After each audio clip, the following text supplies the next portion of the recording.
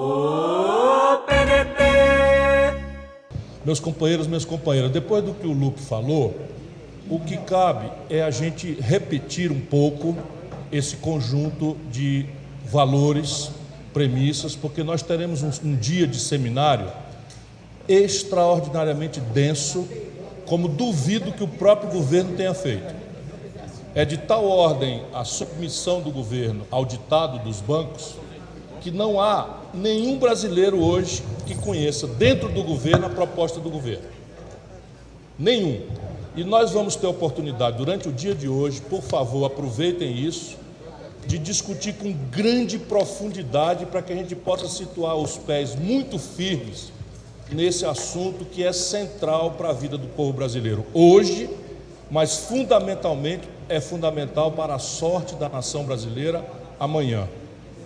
Porque se nós percebermos aquilo que o Lupe já disse, eu volto a dizer, só repetir, o PDT foi o único partido que apresentou na campanha, ante uma absoluta omissão, desinteresse generalizado da nossa grande mídia, que está muito interessada, é normal isso, não estou me queixando da mídia, mas assim, todo assunto que exige um pouquinho mais de pensamento, de reflexão, por mais grave e importante para o povo que seja, não cabe, porque os tempos de informação de Facebook são 2, 3 frases de efeito, de preferência fake news, fofoca, boataria e, enfim, trivialidades. E esse é um assunto chato, desagradável, mas é um assunto central, porque quem já não está lá no universo previdenciário, para lá irá, com a minha torcida, porque se não for, é porque morreu.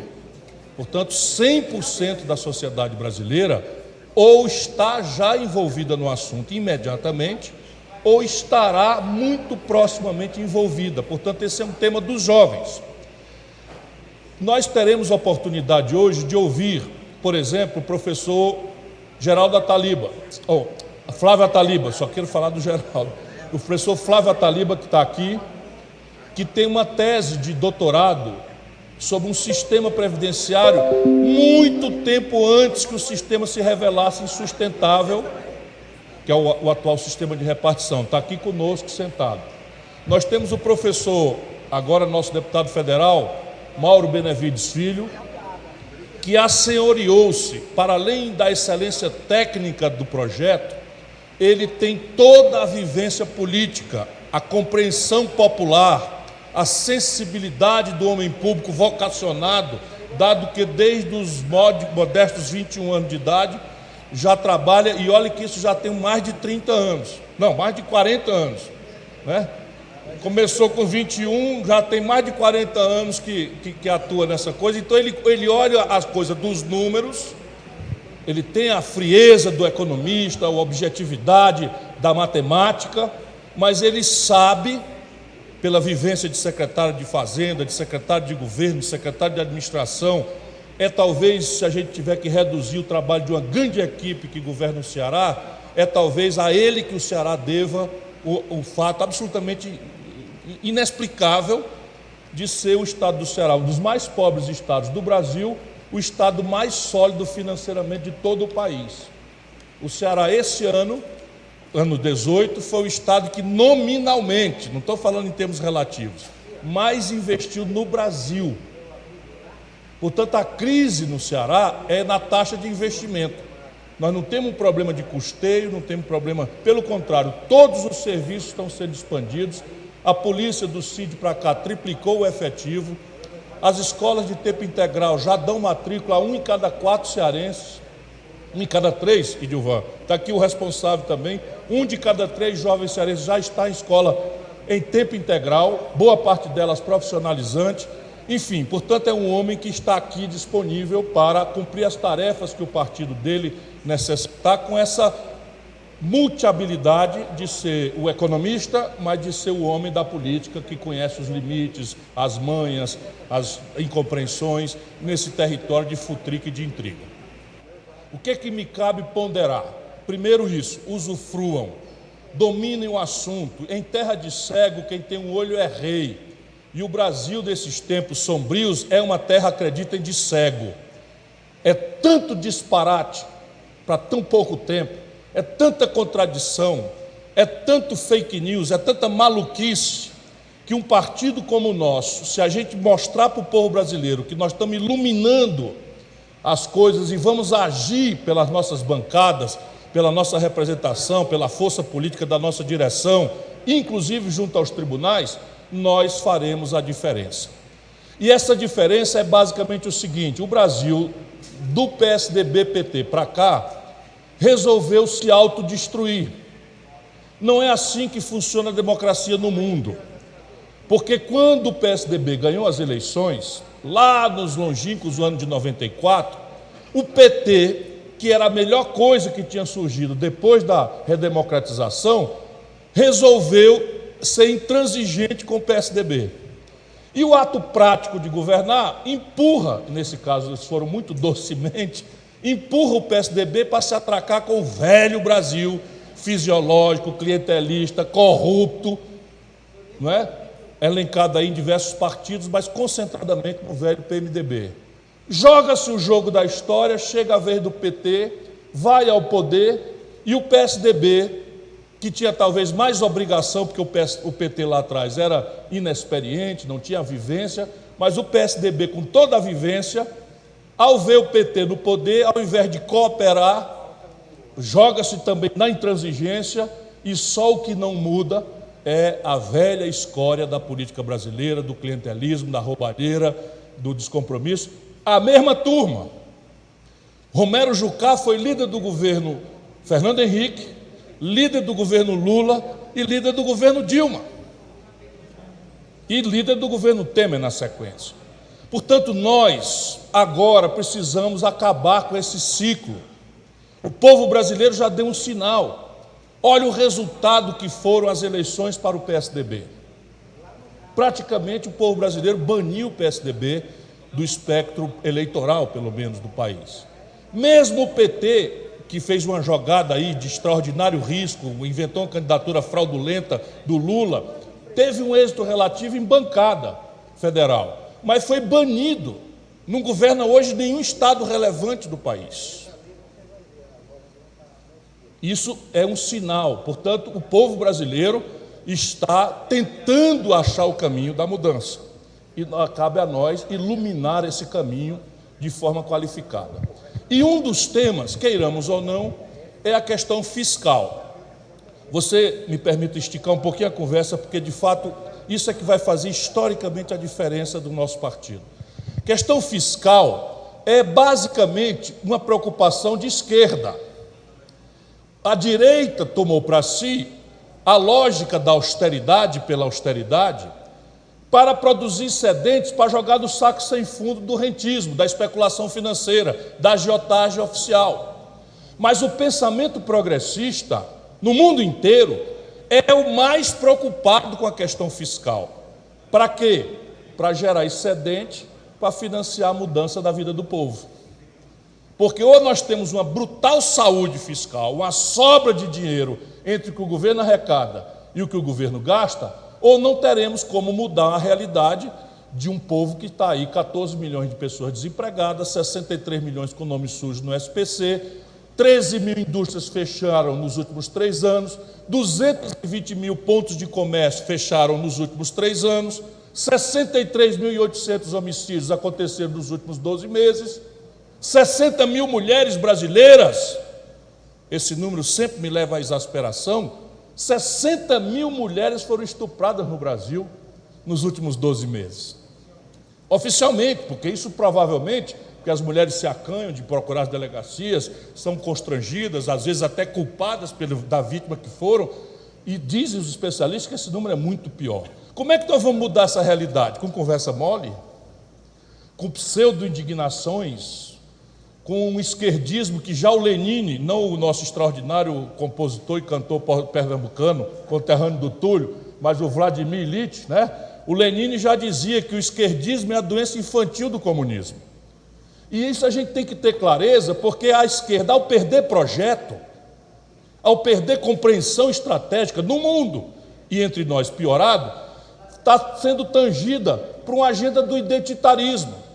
Então você não sabe mais como resolver a luta de classe, não sabe mais como propor uma equação para superar a miséria de massa em direção à confrontação de oligarquias cada vez mais ricas, mais poderosas, assentadas num rentismo anônimo, clandestino, que frauda eleições, que interfere em processos gravíssimos, como, por exemplo, a unidade europeia, agora tensionada pela saída da Inglaterra, e o Brasil, a Venezuela, porque tem petróleo, estão sendo objeto dessa estratégia anônima, clandestina, de guerra híbrida. Como a esquerda perdeu a noção do que fazer com isso, ela se refugia na defesa de coisas muito legítimas, mas que tangenciam muito longe a velha luta de classes, a velha questão da pobreza contra a opulência e o luxo. Por exemplo, o deputado federal mais votado do Ceará não é ligado ao extraordinário fenômeno da educação que o Ceará tem hoje, embora tenha sido uma votação extraordinária. Não é ligado ao Bolsonaro, que teve uma votação espetacular. Aliás, no Ceará não tirou o terceiro lugar, mas não é ligado ao Haddad, que tirou o segundo. Não é ligado a mim, que tirei o primeiro lugar. O deputado federal mais votado do Ceará tem por único tema, Kátia, a defesa dos animais domésticos. Há de se dizer que isso é uma causa ruim? Evidentemente que isso não é uma causa ruim. Maltratam-se os animais, é preciso que haja regulação, que se proteja os animais, mas em que este assunto, que foi o mais elencado, mais importante pela maioria relativa do eleitorado do Ceará, consulta a miséria cearense, a miséria brasileira, a concentração de renda que data na mão de 6 brasileiros a renda de 100 milhões de nacionais. Isso descamba para outros temas caríssimos a todos nós, mas que também são tangentes ao grande e velho problema do enfrentamento do privilégio para emancipar a pobreza. O feminismo, a ecologia, são todos valores muito importantes, mas a gente não pode exercitá-los de forma identitária, porque isso acaba aperfeiçoando a agenda conservadora e deixa as questões de natureza econômica, de distribuir a renda, de arrecadar dos mais ricos, de distribuir por mais pobres, de fazer um Estado que tenha saúde fiscal para interferir na questão da terra, na questão da tecnologia, na questão da reindustrialização do país, na questão da projeção do poder nacional via uma política externa que se sustente numa defesa dissuasora e não tenha a vergonha, sem consultar ninguém, que agora a nossa bancada, mais uma vez nos enchendo de orgulho, está denunciando, nomear um general brasileiro para ser subcomandante de um exército de ocupação americana no Cone Sul, sem consultar o Congresso, sem nada. Ou seja, estão oficializando que nós somos uma ex-nação soberana e agora estamos nos transformando, sem ouvir ninguém, num protetorado. Entregaram a Embraer para os americanos, estão esquartejando para entregar também ao estrangeiro, já na violação dos códigos do pré-sal, e é aí que está o dinheiro. É aí que está a grana. Sabe quanto é a renúncia fiscal para as multinacionais do petróleo que o governo Temer deu, que esse governo está mantendo? Sabe quanto é? 10 trilhões de reais em 10 anos. 10 trilhões de reais em 10 anos. São 50 bilhões de reais por ano. Em 20 anos dá 10 trilhões. Dinheiro que é suficiente para você botar todos os jovens brasileiros em escola de tempo integral profissionalizante e pagar um estágio remunerado até que eles possam adquirir autonomia para enfrentar o mercado de trabalho. Portanto, essa é a grande questão, de onde se tira e a que senhor se quer servir. E essa é a nossa tarefa. Diante dessa contradição, forças outras, para além do identitarismo, se organizam também rivalizando conosco no discurso de oposição. E aqui é o teatro da política, que também virou uma tendência mundial. Por vazio absoluto de ideias, você escala um radicalismo retórico, escala um radicalismo de discurso, uma intransigência de não aceitar conversar nem dialogar com ninguém, e nesse passo você faz o teatro de que você é o maioral, que você é o danadão, contra tudo de ruim, de errado e de injusto que está aí. Consequência prática dessa atitude? Nenhuma. Você apenas legitima o que está aí e provavelmente projeta o que está aí para se reeleger daqui a 4 anos. Portanto, a nossa tarefa, para além de complexa, também não é uma tarefa fácil. O que vai atenuar nossas dificuldades é isso que o Lupe está liderando, é iluminar os caminhos, é trocar o ambiente de discussão do identitarismo, do radicalismo de goela, para um debate em que a gente chame o governo e obrigue o governo, na frente do povo, a tirar a máscara. Existe um déficit na Previdência? Vamos começar com esse assunto. Qual é o tamanho dele? Eu digo, esse ano o déficit não será maior do que 30 bilhões de reais. O governo diz, esse ano o déficit é de 190 bilhões de reais. Pô, de 190 para 30 é um erro de bilhão muito demais. Alguém está mentindo. Vamos iluminar isso daí. E a iluminação aqui é simples, o Lupe também já adiantou. Como a Previdência Social brasileira vem trincando há muito tempo, ela não quebrou de ontem para hoje, ela vem trincando há 15, 20 anos atrás. Perpassando os governos do PSDB e do PT, ela vem claudicando. Por que ela vem claudicando? Porque nós temos um sistema chamado de repartição que só funciona quando as sociedades são jovens, na média, e quando o mercado de trabalho é muito formal.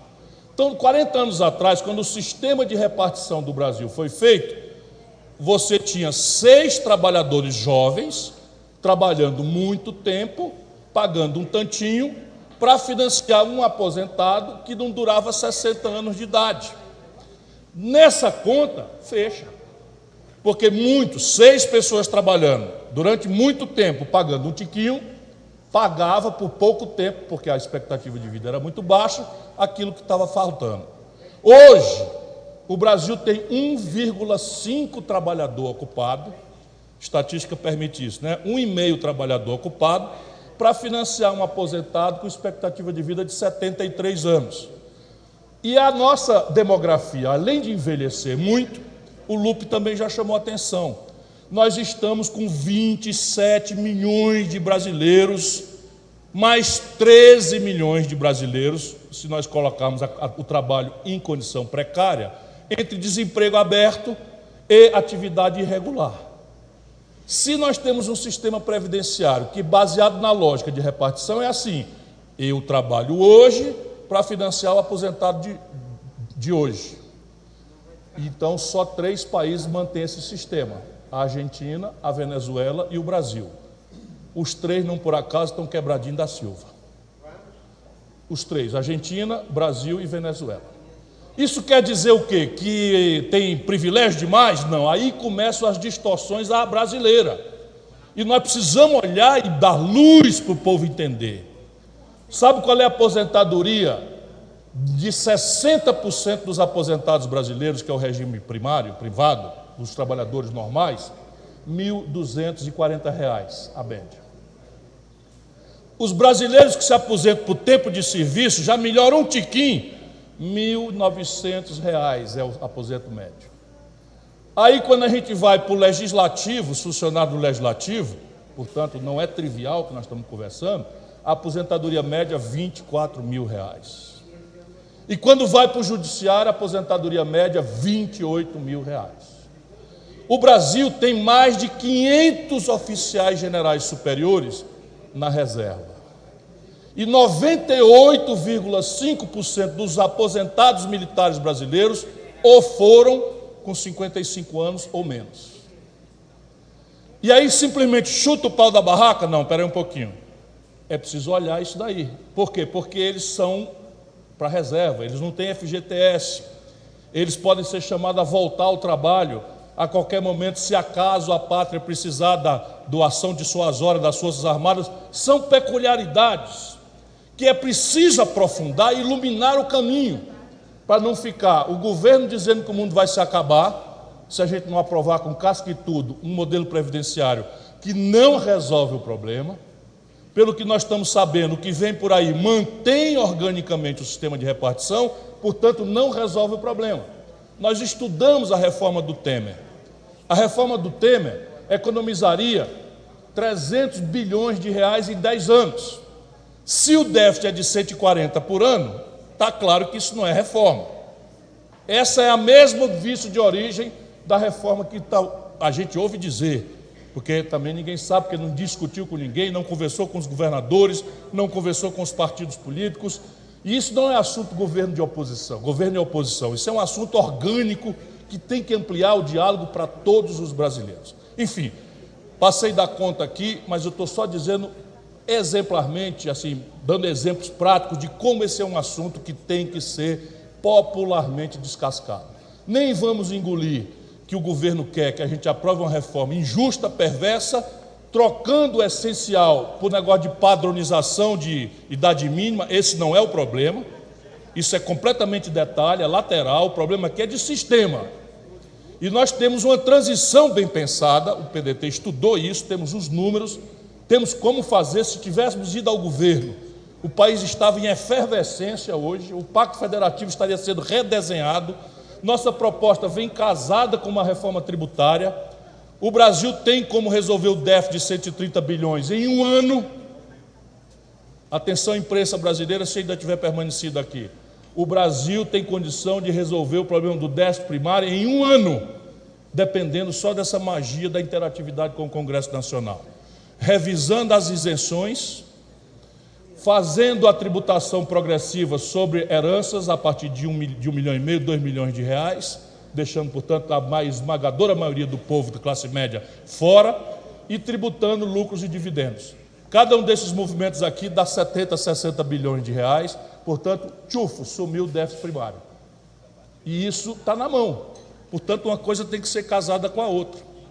Assim como também ideias novas. O Lupe tem ponderado, e as centrais sindicais, o Antônio Neto promoveu uma reunião, eles propuseram uma coisa extremamente imaginosa para a idade mínima.